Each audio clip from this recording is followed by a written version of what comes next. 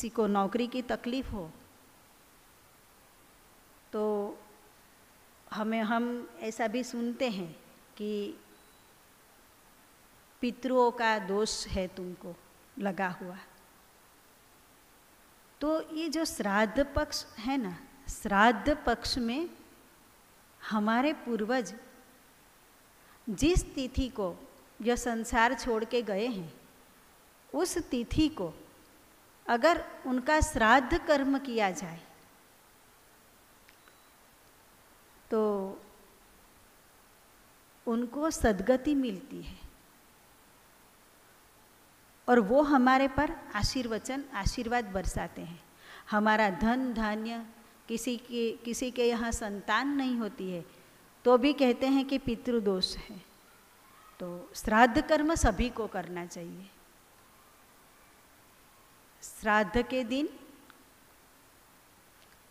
ब्राह्मण को भोजन कराना चाहिए।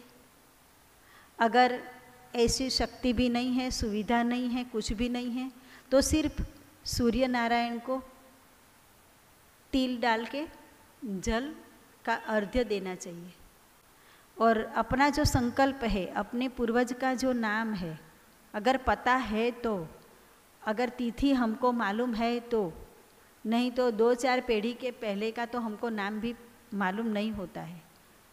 और अगर वो पितर भी तृप्त नहीं है तो उनकी तृप्ति के लिए भी हमें श्राद्ध करना ही चाहिए। तो सभी को जिसका नाम है, जिसकी तिथि है, जानते हैं तो उसी तिथि के दिन उनका नाम लेकर के श्राद्ध करना चाहिए। अगर नहीं जानते हैं तो सर्व पितृ अमावस्या आती है।